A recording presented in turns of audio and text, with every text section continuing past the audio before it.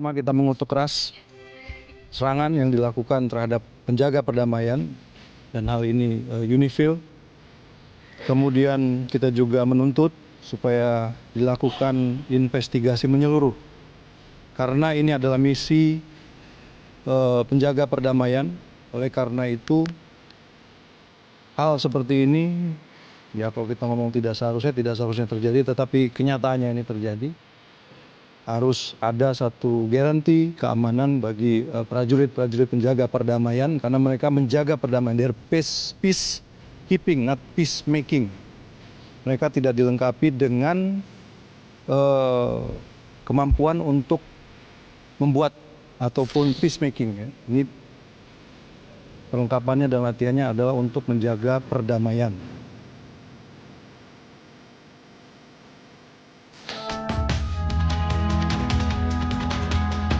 Jaga moral prajurit yang ada di sana tetap melaksanakan pengamanan lingkaran, masuk ke bunker-bunker, dan tidak ada kegiatan lagi keluar. Menjaga moral prajurit supaya tetap semangat. Ya. Masih tugas. Siap, dilaksanakan Panglima. Tetap Terima semangat. kasih atas arahannya. Kami Ya. sampaikan salam Panglima kepada seluruh prajurit. Siap. Oke, Garuda. Garuda, prima.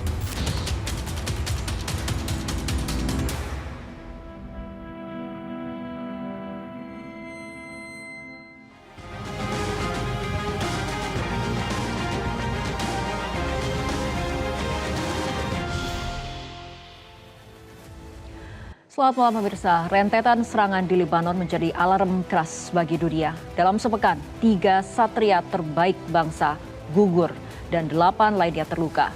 Padahal mereka dikirim bukan untuk bertempur, melainkan menjaga perdamaian di bawah mandat PBB. Kini Indonesia tidak lagi sekedar menyampaikan bela sungkawa.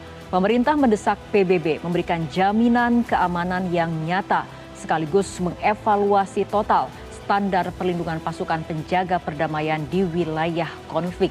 Investigasi menyeluruh pun harus segera dilakukan untuk mengungkap siapa yang bertanggung jawab atas tumpahnya darah prajurit kita.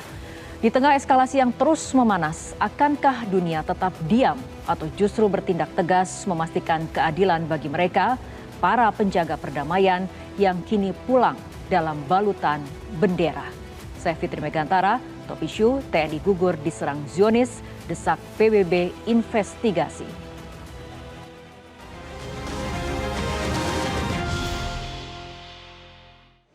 Pemirsa, untuk membahas topik untuk malam hari ini telah bergabung bersama kami narasumber di studio Metro TV. Ada mantan personil pasukan sementara PBB di Lebanon UNIFIL tahun 2010-2011, Serma Purnawirawan Muhtar Effendi.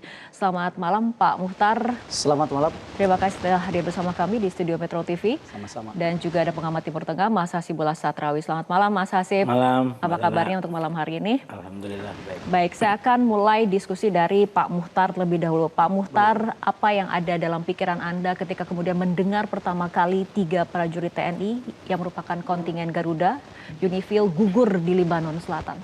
Baik. Terlebih dahulu izinkan saya menyampaikan bela sungkawa dan duka cita yang sedalam-dalamnya untuk keluarga yang sudah ditinggalkan oleh putra tersayang, suami tersayang, dan anggota keluarga tersayang yang gugur dalam rangka mengemban tugas negara di Lebanon. Tentu saja sebagai mantan prajurit yang tergabung dalam UNIFIL tahun 2010-2011 dan kejadian yang terjadi yang menimpa rekan-rekan kami begitu ya, meninggalkan duka yang begitu dalam juga, kemudian meninggalkan rasa sedih, kecewa, tetapi juga ada rasa geram. Kenapa demikian? Karena inilah bola api yang memang suatu ketika akan terjadi seperti itu. Bom waktu. Bom waktu yang merupakan bom waktu yang suatu ketika mesti itu terjadi kepada kita. Karena serangan itu tidak saja bisa datang dari sisi sebelah kanan, bisa juga itu datang dari sisi sebelah kiri. Atau mungkin dua-duanya bisa datang secara berbarengan kepada kita. Tapi yang perlu kita ingat bahwa inilah resiko sebagai prajurit yang memang dihadapkan untuk selalu siap sedia memasuki medan pertempuran, sekalipun itu adalah medan yang dianggap sebagai medan damai, karena memang kita di sana adalah penjaga perdamaian. Pasukan UNIFIL ini ditugaskan sebagai pasukan untuk menjaga perdamaian bagi pihak-pihak yang sedang bersengketa, yang sedang berperang, yaitu Lebanon dengan Israel. Oke, Pak Muhtar, apabila kita lihat lokasi yang menjadi serangan, ini ada kemudian serangan pertama yang menyasar markas kontingen Garuda TNI di Atshid Al-Qusair, Lebanon Selatan, yang mengakibatkan Kopdanu Meta Farizal Ramadan gugur dan 3 rekannya cedera. Kemudian hanya berselang sehari, serangan kedua terjadi di Bani Hayan yang menyebabkan Mayor Anomerta Zulmi Aditya Iskandar dan Serka Anomerta M. Nur Ihwan gugur. Kemudian ada juga serangan berlanjut pada hari Jumat 3 April di daerah pos UNIFIL LADIC. Nah, apa catatan Anda mengenai 3 lokasi serangan ini? Sebetulnya kalau kita berbicara tentang serangan yang terjadi kepada kontingen kita, itu sudah 4 kali, Mbak Fitri. Tahun 2024 kalau kita ingat ya, markas kita itu diserang dengan entah mortir, entah panser yang jelas. Markas kita mengalami kerusakan sehingga beberapa orang mengalami luka-luka. Nah, puncak serangan itu tahun 2026 tanggal 29 hari Minggu, kemudian selang 1 hari yang mengakibatkan 3 putra terbaik bangsa kita ini gugur. Kemudian juga kemarin berita yang terhangat itu bahwa pasukan kita juga diserang di Al-Adaise, yang memang kalau kita lihat secara geografis, kita ini berada di wilayah Atshid Al-Qusair. Ya. Di mana Atshid Al-Qusair ini kalau tarik garis lurus kepada Blue Line, itu kurang lebih perjalanan 25 sampai 30 menit. Ya. Blue Line adalah pos penjaga perdamaian permanen. Ya, betul. Jadi markas kita atau kontingen kita itu menempatkan pos-pos pemantauannya di Blue Line tersebut. Dan memang setiap kontingen PBB memasang pos pemantauannya di Blue Line. Nah, kebetulan kita juga memang seperti itu dan itulah yang ditugaskan oleh UNIFIL kepada kita. Sementara Al-Adaise itu memang wilayah yang sangat-sangat berdekatan dengan Blue Line. Nah, Bani Hayan kalau saya boleh petakan gitu ya, antara Atshid Al-Qusair dengan Bani Hayan itu merupakan wilayah yang menjadi perantara dengan wilayah yang kita bina. Karena begini, kalau saya jelaskan secara geografis itu, kita berada di Atshid Al-Qusair, tetapi wilayah binaan kita dikasih tugas dan kewenangan oleh UNIFIL untuk membina 3 wilayah, Khabrika, Tulin, sama Asawane. Nah, dari 3 wilayah itu ke markas kita itu jaraknya kalau ditempuh perjalanan itu kurang lebih 1 jam. Ya, 1 jaman lah gitu ya. Nah, sementara Bani Hayan itu terletak di antara markas kita dengan 3 wilayah tersebut. Jadi kalau kita lihat letak geografis seperti itu, kemudian ada alasan bahwa serangan yang datang atau masuk ke markas kita itu ditujukan kepada Hizbullah, itu menurut saya kebohongan besar. Kenapa demikian? 3 wilayah yang kita bina itu adalah wilayah konsentrasinya tentara Hizbullah. Diulangi, di wilayah mana yang merupakan konsentrasi Hizbullah? Khabrika, Tulin, dan Asawaneh. Yang menjadi binaan Indonesia? Ya, yang menjadi binaan Indonesia. Itu tempat konsentrasinya tentara Hizbullah di sana. Sementara yang diserang? Tetapi letaknya kan jauh dengan markas kita. Tetapi yang diserang kan markas kita. Jadi bagaimana mungkin wilayah tempat konsentrasi Hizbullah di sebelah sana kemudian tiba-tiba ada serangan ke markas kita, alasannya ini untuk merespon atau menyerang Hizbullah. Saya yang berada di lapangan itu kan sangat tidak memungkinkan seperti itu. Gitu. Kecuali kalau memang kontingen kita lah yang ditarget. Supaya apa? Supaya tidak ada lagi mungkin markas Indonesia di sana sebagai pasukan UNIFIL, sehingga dengan leluasa pihak Israel nanti melakukan ekspansi dalam artian melangkahi Blue Line. Ini pendapat saya sebagai prajurit yang memang ada di lapangan pada saat itu. Oke, Mas Hasibullah, prajurit TNI yang gugur, apakah collateral damage dari konflik antara Israel dan Hizbullah atau memang menjadi target dan serangan?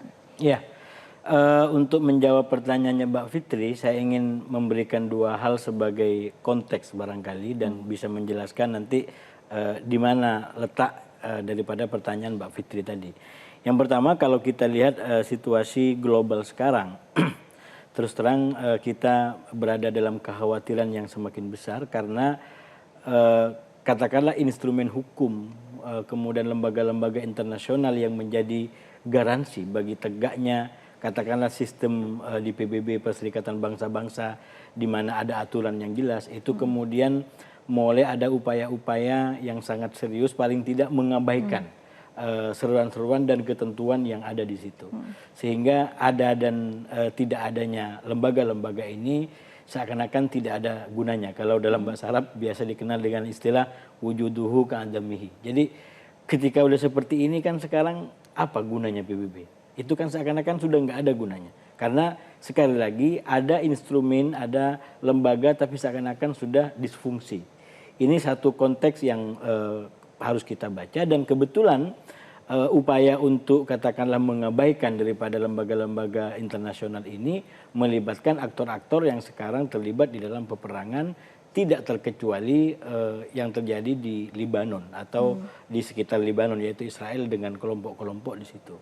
Dan yang kedua konteks yang ingin saya sampaikan adalah bahwa memang terutama semenjak Hizbullah melibatkan diri dalam perang dengan Iran, maka ada kesempatan bagi Israel yang cukup besar, satu untuk mewujudkan apa yang disebut sebagai Gaza kedua.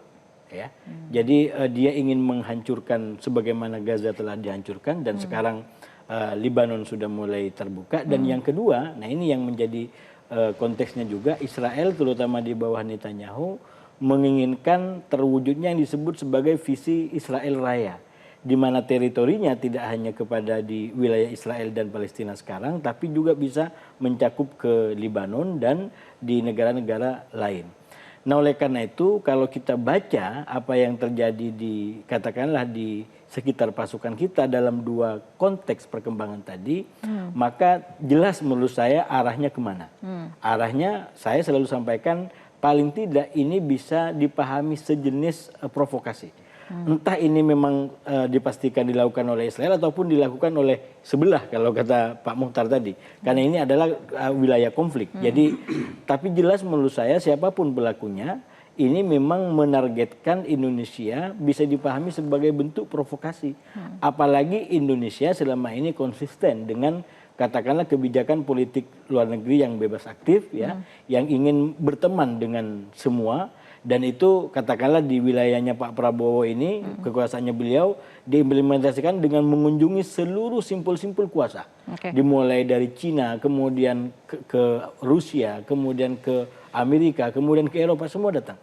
Walaupun setelah terjadi BOP itu seakan-akan opini terbentuk ini hanya pro BOP. Padahal kalau kita baca view-nya semua, itu sama-sama didatengin, sama-sama dideketin sebagai upaya tadi bahwa Indonesia ingin dekat dengan semua, ingin berteman dengan semua. Dan Presiden selalu sampaikan satu musuh terlalu banyak, kemudian satu teman terlalu sedikit. Itu menurut saya filosofi yang sekali lagi indah disampaikan, tapi ketika mau dipraktekkan ada sesuatu yang menjadi tantangan karena apalagi kita bicara Timur Tengah. Timur Tengah itu jangankan yang memang pro perang, yang pro perdamaian itu bisa ditarget untuk menjadi sebuah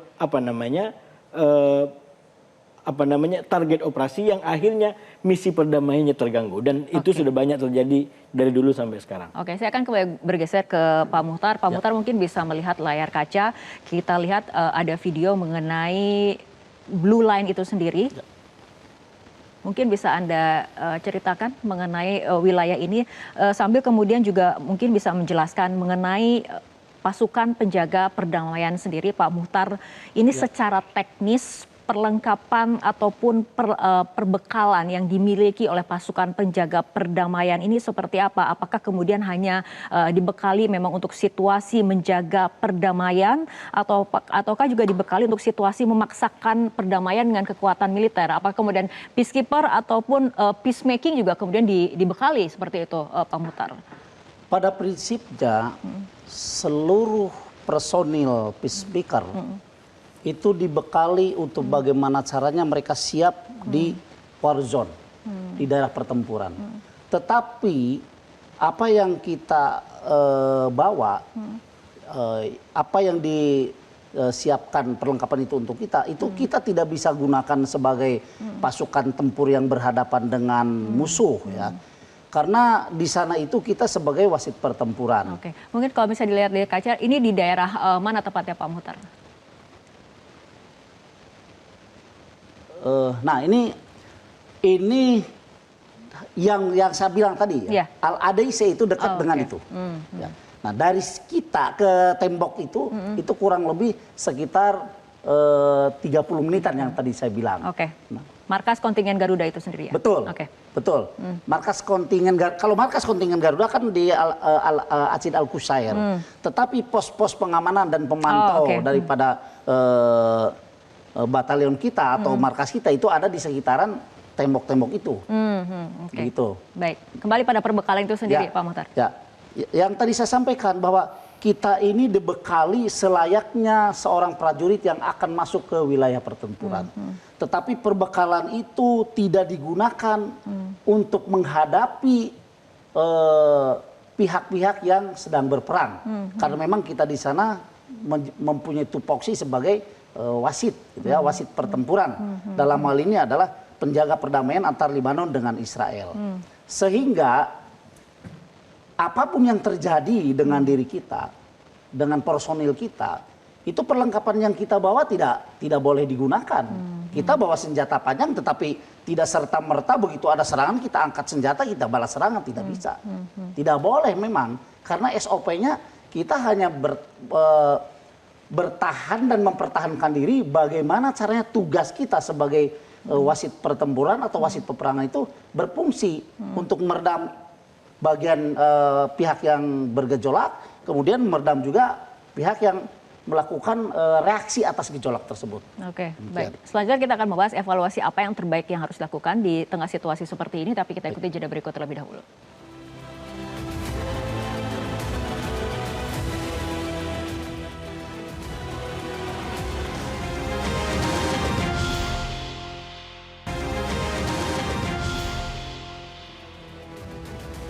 Pemirsa, kita akan kembali lanjutkan diskusi.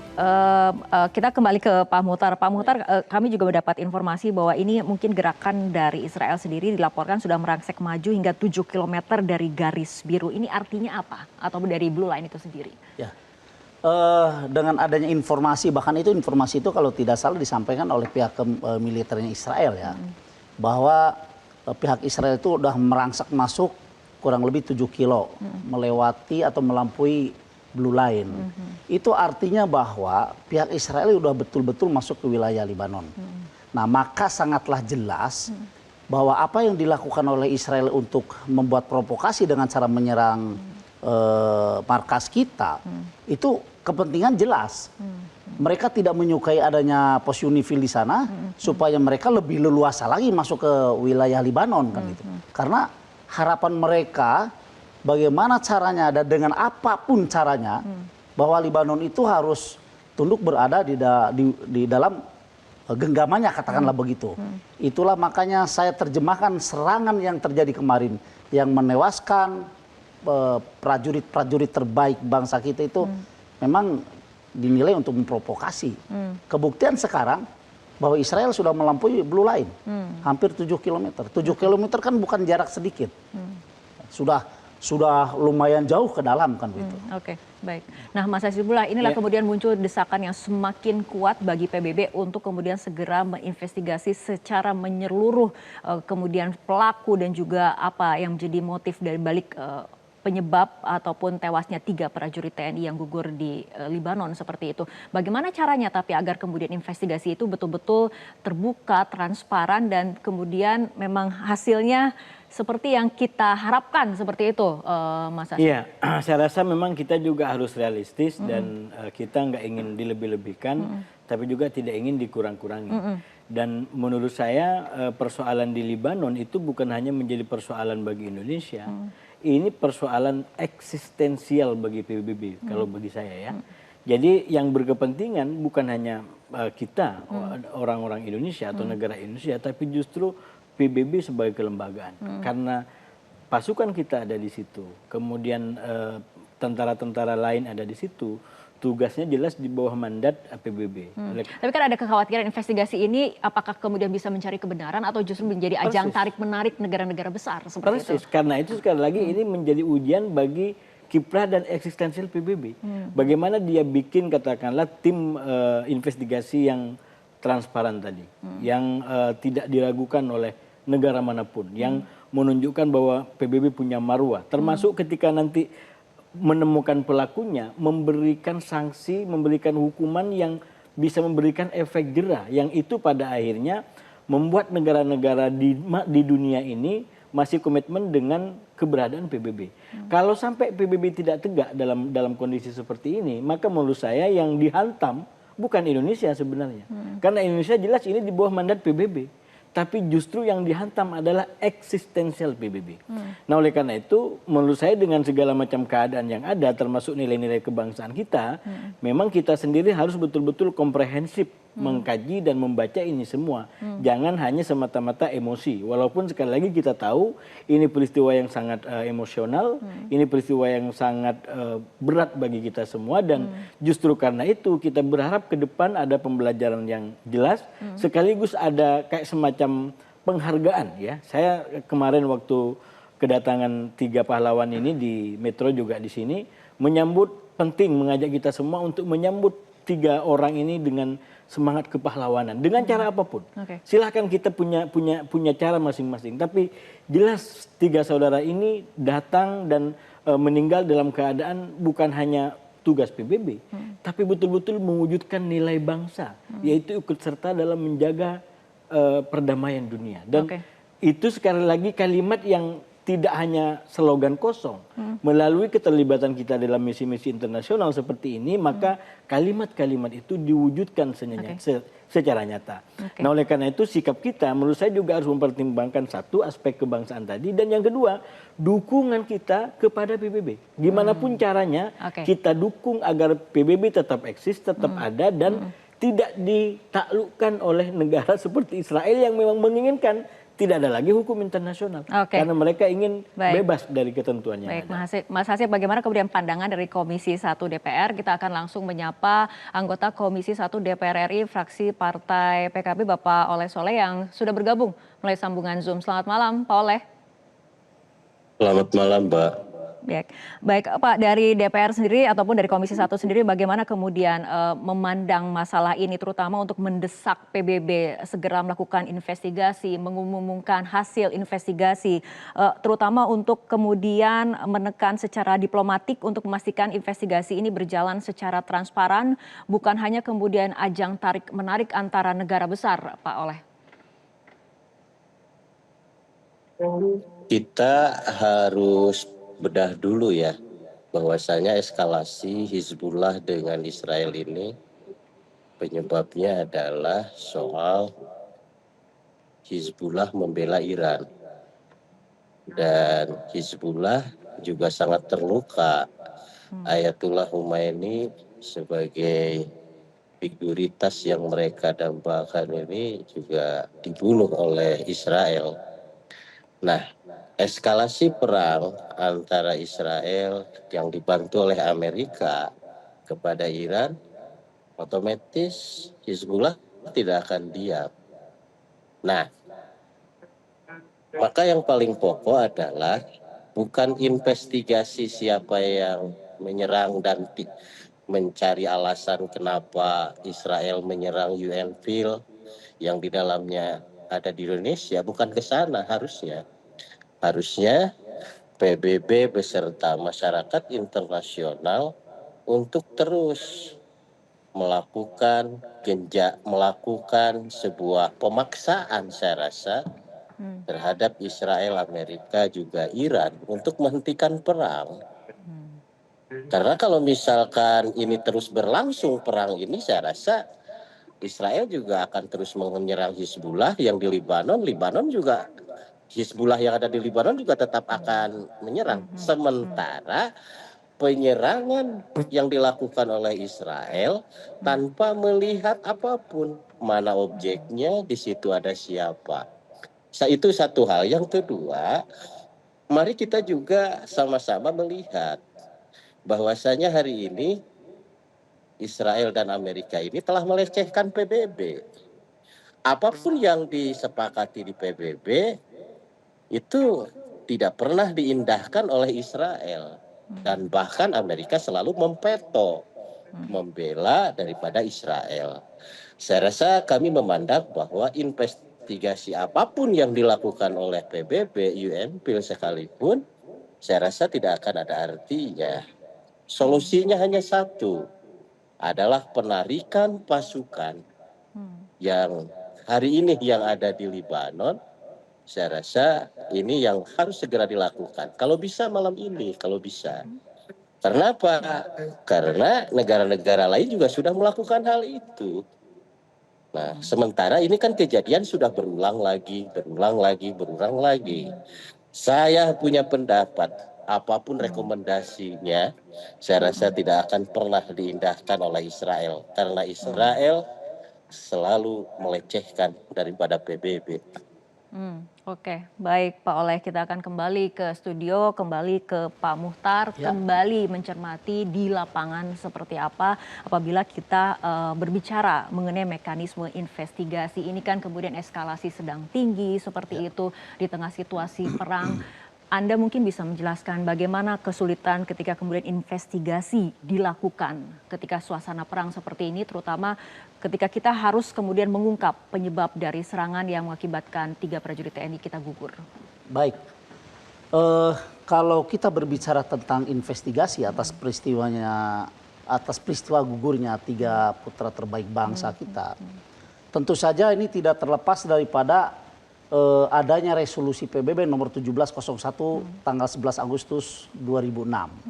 Di mana di dalam resolusi itu disebutkan tentang adanya gencatan senjata. Nah, berarti investigasi yang harus dilakukan oleh PBB adalah kembali ke resolusi itu, memaksa pihak Israel untuk mentaati resolusi itu. Apalagi sekarang Israel kan melakukan serangan ke markas Indonesia.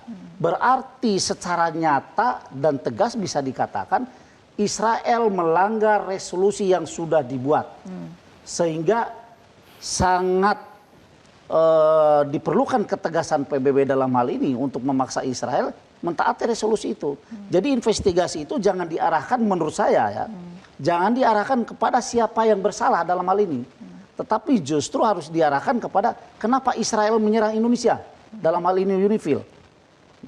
Bukankah resolusi yang dibuat itu untuk dijadikan pedoman oleh kedua belah pihak dalam menjaga perdamaian?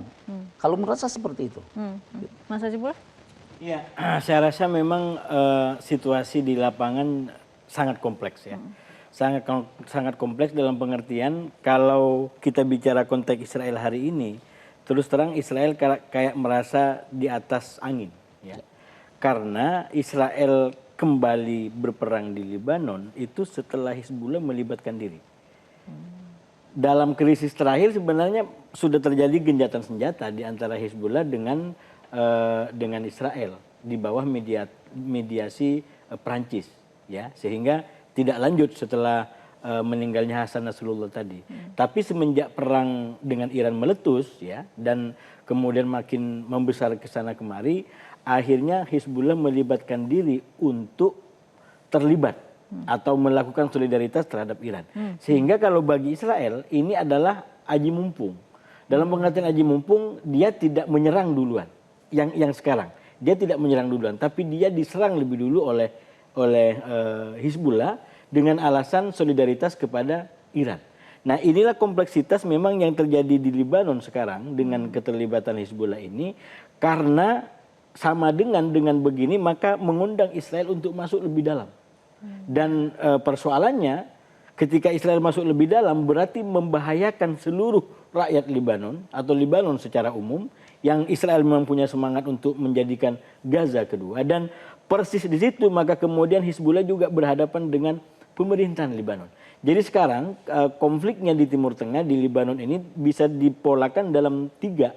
Di satu sisi ada konflik di antara Israel dengan Hizbullah, tapi juga di sisi lain ada konflik di antara Hizbullah dengan otoritas Libanon yang tidak menginginkan Hizbullah ini terjun dalam perang ini sekarang. Karena orang Libanon sangat menyadari kalau Hizbullah masuk dalam perang sekarang, Israel akan masuk lebih dalam dan menguasai kembali. Nah, dengan menguasai tanah, bagi Israel dua keuntungannya. Yang pertama, dia bisa kalau terjadi gencatan senjata, tanah ini bisa masuk dalam klausul yang nanti dimusyawarahkan. Akan dilepas atau tidak. Kalau tidak terjadi gencatan senjata, maka yang terjadi adalah pendudukan. Israel mendapatkan wilayah lebih luas lagi, sampai dia katakanlah damai atau dikembalikan. Nah, ini keuntungan yang memang sengaja ditarget oleh Israel. Nah, oleh karena itu kalau kemudian Indonesia diserang tadi, kalau memang pelakunya adalah Israel, kalau sudah ada investigasi ke sana, maka jelas menurut saya memang tujuannya adalah provokasi, ingin mengamankan operasi dia gitu. Sehingga tidak ada lagi mata-mata dalam tanda kutip, mata telinga perdamaian dunia yang bisa mengetahui kejahatan-kejahatan Israel gitu. Karena dia sudah bebas. Nah, oleh karena itu tadi yang disampaikan oleh Pak Soleh, menurut saya mendukung untuk kajiannya betul-betul lebih cermat. Karena kalau langsung kita tarik gitu ya, itu sekali lagi kita kepentingan nyawa, keselamatan prajurit kita itu tidak akan ada nomornya. Hanya nomor satu, nggak ada nomor dua. Jadi hanya nomor satu, jadi nggak ada lagi nomor yang lain.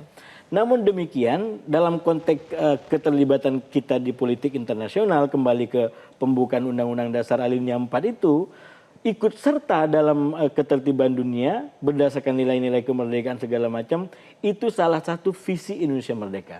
Karena itu jangan justru kebijakan kita satu dianggap tidak profesional, karena walau bagaimanapun ini sudah kontrak kita dengan PBB. Jadi kalaupun ada keputusan apapun itu harus atas nama PBB, bukan atas nama kita. Walaupun kita yang mendorong gitu. Karena sekali lagi kita kontrak dengan PBB di situ. Dan yang kedua, jangan justru apa yang menjadi mimpi bagi kita untuk ikut serta dalam ketertiban dunia, terutama Israel yang memang ingin menjadi, katakanlah melakukan aksinya tanpa ada orang yang melihat, justru dia mendapatkan apa yang dia mau. Itu yang saya bilang tadi, ini sambil kita menyelam, dua yang kita dukung, nilai kebangsaan kita dukung, dan eksistensinya PBB kita dukung. Karena kalau kemudian tidak kita dukung PBB, dengan cara misalkan kita langsung ambil keputusan sepihak, sama dengan kita membuat PBB rontok di hadapan Israel. Jadi ini ibaratnya PBB sekarang rumah bagus besar tapi mulai mau rontok gara-gara katakanlah komitmen orang-orang di dalamnya, terutama Amerika dan anggota tetap Dewan Keamanan PBB yang tersandra oleh sistem veto. Sehingga mereka satu sama lain saling mengabaikan. Oke, baik Mas Hasibullah dan juga Pak Muhtar, kita akan lanjutkan kembali perbincangan, tapi kita ikuti jeda berikut terlebih dahulu.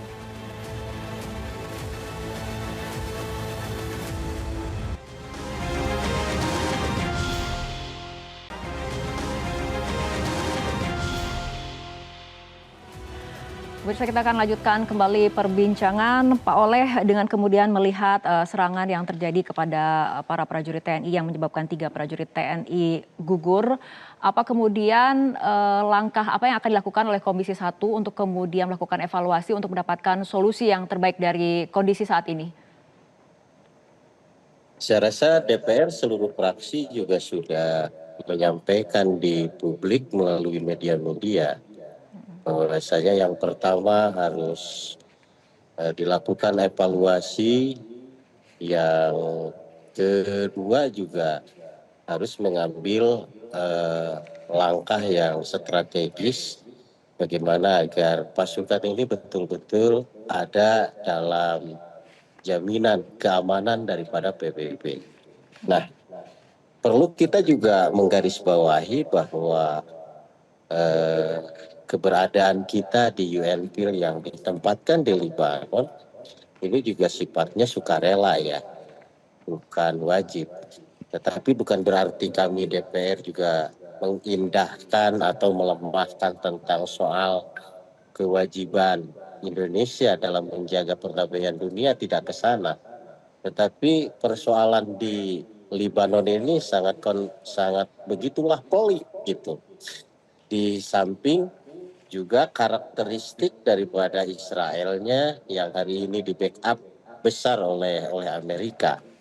Nah, oleh sebab itu saya rasa solusi terbaik adalah sembari melakukan investigasi, walaupun hasil investigasi itu juga tidak akan diindahkan oleh Israel, maka selama perang masih bergejolak antara Iran dengan Israel yang didukung oleh Amerika, saya rasa lebih baik ditarik mundur dulu. Karena pada dasarnya penjaga perdamaian itu tadi, bahwa ini dia sebagai wasit, dia tidak bisa boleh mendukung satu pihak, dan dia juga tidak bisa menyerang. Sekalipun dia juga tidak bisa menyerang, dia juga hanya bisa mempertahankan dirinya dengan alat seadanya. Nah, oleh sebab itu saya rasa bukan berarti juga kita ingin melemahkan PBB, tidak di dalam hal ini. Tetapi ini sudah 2 kali kejadian. Satu kali kemarin sudah meninggal 3 orang, hari ini 3 orang lagi, lalu kita mau dibiarkan jumlah jiwa yang harus terus-menerus berkorban. Oh, ini perjuangan mulia, yes, perjuangan mulia, tapi lihat dulu sikonnya seperti apa. Nah, oleh sebab itu nggak ada lagi cara kalau menurut kami mundur dulu sejenak, kemudian setelah reda perang antara Israel dengan Iran, lalu kalau memang timingnya sudah bagus, saya rasa tidak ada salahnya dikirim kembali.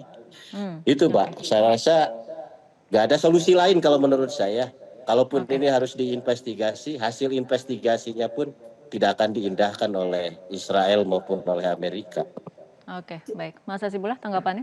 Ya, saya rasa poin-poinnya tadi jelas ya, bahwa ini tetap menyelamatkan nyawa, terutama prajurit kita.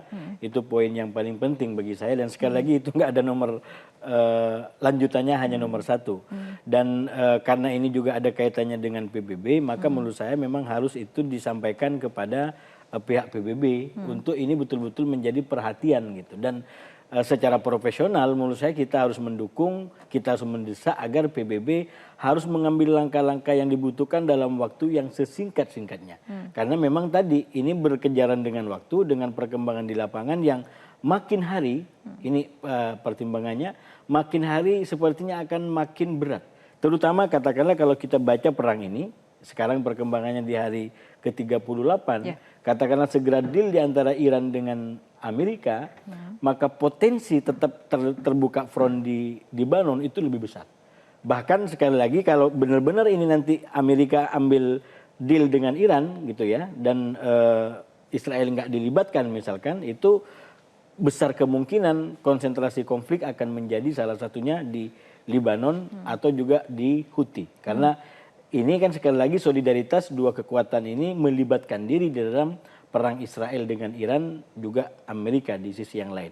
Jadi saya melihat konteks ke depan bisa ada potensi makin buruk, dan itu harus dijadikan atensi bagi kita semua agar PBB segera ambil tindakan yang dibutuhkan dan tidak perlu lagi ada korban-korban di lapangan. Oke, Pak Muhtar, Anda sebagai prajurit yang pernah terjun langsung di Lebanon dari tahun 2010-2011, apa sebetulnya yang diinginkan oleh para prajurit saat ini? Evaluasi seperti apa ataupun langkah yang paling rasional yang dibutuhkan oleh prajurit itu apa? Ya, sebelumnya saya sampaikan bahwa, atau saya menanggapi bahwa apa yang disampaikan oleh Pak Hasib itu bahwa keselamatan dan keamanan nyawa setiap prajurit itu memang tidak ada angkanya. Karena itu adalah yang paling utama. Bahwa prajurit kita yang melakukan tugas di Lebanon, pulang sekian, pergi sekian, pulang pun harus sekian. Tidak boleh kurang dari hitungan yang sudah diberikan oleh negara. Kemudian apa yang disampaikan oleh Pak Oleh juga saya sepakat bahwa pengiriman pasukan kita ke PBB itu adalah sifatnya sukarela dan hak bagi setiap negara yang tergabung dalam PBB. Tetapi yang satu yang perlu diingat oleh kita, bahwa dengan adanya peristiwa kemarin yang terjadi, yang menimpa pasukan kita yang ada di Lebanon, menurut saya itu hal yang tidak mungkin tiba-tiba ditarik sepihak saja. Karena kita masuk ke Lebanon pun atas dasar kesepakatan dan perjanjian dan Dewan Keamanan PBB. Berarti kalau kita mau narik pasukan harus seizin daripada PBB. Nah, hal yang dibutuhkan oleh prajurit sekarang di sana adalah bagaimana caranya PBB dalam hal ini UNIFIL betul-betul menjamin keselamatan dan keamanan khususnya kontingen kita, umumnya seluruh kontingen yang berada di UNIFIL. Dengan cara apa? Dengan cara yang tadi saya sampaikan, bahwa masing-masing pihak menahan diri dan kembali ke barak masing-masing. supaya perdamaian yang sudah ada bisa tetap dijaga. Demikian. Artinya harus mendesak PBB untuk melakukan jaminan keselamatan kepada para pasukan penjaga perdamaian itu sendiri dan mengupayakan perdamaian di daerah tersebut. Betul, betul. Sebagaimana yang disampaikan oleh Menlu kita ya, Pak Sugiono, bahwa kita harus mendesak PBB untuk memberikan jaminan keamanan. Karena kita ini adalah bukan pembuat perdamaian, tapi penjaga perdamaian. Oke. Nah, dan pemerintah kita yang disampaikan oleh Menlu itu memberikan tenggang waktu pada PBB. Kalau memang dalam sekian waktu PBB tidak bisa menjamin keamanan dan keselamatan prajurit kita yang ada di sana, ya mohon dengan dengan hormat kita harus undur diri dari PBB untuk dalam hal ini pengiriman pasukan. Karena misi-misi perdamaian itu bukan hanya mengirim pasukan saja, banyak misi yang bisa dilakukan oleh pemerintah Indonesia dalam rangka ikut melaksanakan ketertiban dunia. Misalkan menjadi juru damai bagi pihak yang bertikai atau berperang. Kemudian sekarang kalau kita tahu bahwa Indonesia ada PMPP. PMPP itu pusat misi pemeliharaan perdamaian. Di mana PMPP ini bertugas untuk melatih seluruh pasukan dari negara manapun yang akan bergabung dengan PBB. Itu itu diantaranya yang bisa kita lakukan untuk ikut serta dalam melaksanakan ketertiban dunia. Oke, Bapak-bapak, kita akan lanjutkan kembali perbincangan, tapi kita ikuti jeda berikut terlebih dahulu.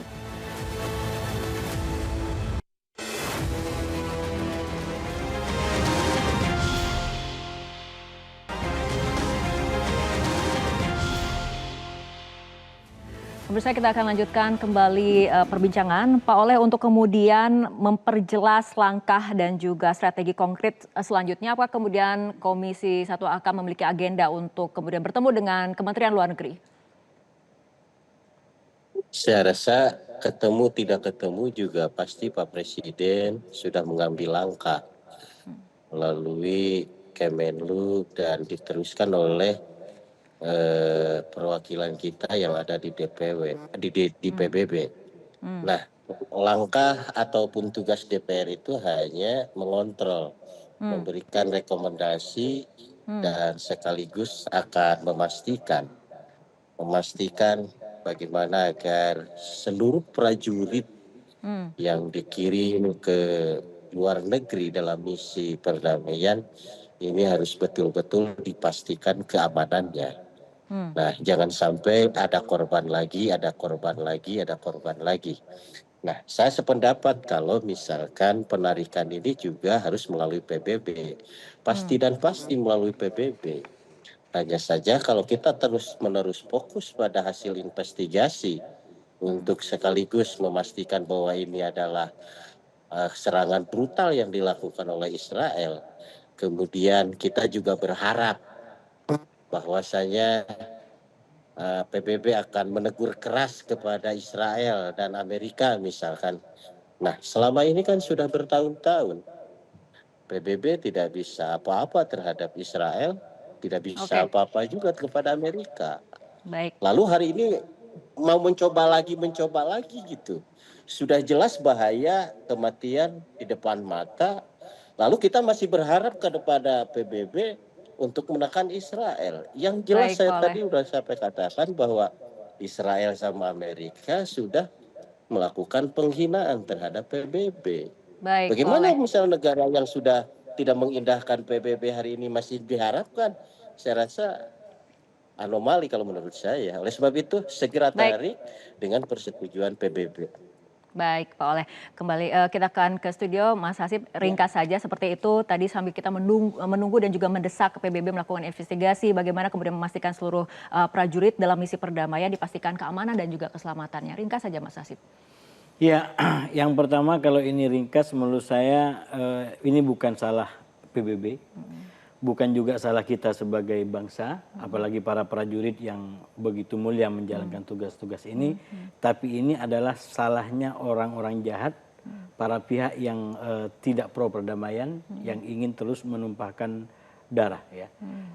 Baik itu Israel ataupun pihak lain, kalau ini belum dilakukan investigasi. Atau kalau sudah dipastikan ini Israel, ini adalah Israel. Nah, oleh karena itu menurut saya dalam konteks idealisme kita, kalau kita berpikir idealis ke depan, harus ada upaya-upaya yang kuat agar ini tidak terulang. Karena itu mungkin upaya untuk ke majelis umum, bahwa ini menjadi suara yang disampaikan menjadi tekanan gitu ya. Karena sekali lagi kalau semua negara mengambil sikap ninggalkan PBB ya hancur PBB. Karena sekali lagi PBB itu bukan siapa-siapa, dia adalah persatuan dari bangsa-bangsa ini. Jadi adanya PBB kalau masih ada anggota-anggota dengan semua nilai-nilai yang ada di situ. Oke, Nah oleh baik. karena itu penting menurut saya ini diambil langkah di tingkat yang lebih tinggi, katakanlah di majelis umum paling Baik. tidak dalam bentuk moral dan seruan di situ. Oke, mengenai moral kita berlanjut ke Pak Muhtar, apa yang harus dilakukan untuk menjaga moral para prajurit terutama yang masih berada di Lebanon Selatan? Baik, untuk seluruh keluarga tentu saja saya menghimbau jalin terus komunikasi dengan anggota keluarga yang masih berada di medan tugas di Lebanon. Sampaikan sama mereka bahwa seluruh keluarga bahkan seluruh rakyat Indonesia selalu mendoakan yang terbaik untuk prajurit-prajurit Indonesia yang ada di Lebanon. Kemudian untuk pemerintah kita desak terus PBB agar selalu memberikan tindakan tegas Baik. dan menegaskan kepada pihak-pihak yang memang selama ini selalu memprovokasi. Kemudian untuk prajuritnya sendiri ikuti SOP yang sudah ada. Karena itulah yang membuat kita aman di medan perang. Baik. Satu pesan boleh saya sampaikan. Baik, ringkas Terusus saja. ini untuk Pak Presiden. Di satu sisi saya akui kehebatan Pak Prabowo sebagai komandan satuan yang dulu di mana saya berdinas. Baik. Tapi untuk isu Iran, Palestina, bahkan sekarang Lebanon, dan Israel beserta koalisinya Amerika, Baik. bicara yang lantang Jenderal. Oke, baik. Bahwa bicara yang lantang, kemudian terayakan kepada dunia, biar semua mata dunia terbelalak, biar semua telinga dunia terbuka, Baik. bahwa Indonesia sangat anti dengan penjajahan Oke, baik. apapun bentuk. Pak Muhtar, Mas Hasib dan juga Pak Oleh, terima kasih telah berbincang bersama kami malam hari ini. Pemirsa, selamat jalan 3 satria terbaik bangsa. Tugas mulia telah kau tunaikan dengan penuh kehormatan. Bagi prajurit yang terluka, lekaslah pulih dan kembali kuat. Dan yang tengah bertugas, semoga selalu selamat dalam lindungan. Doa kami akan selalu menyertai kini, esok, dan selamanya. Saya Fitri Megantara, sampai jumpa.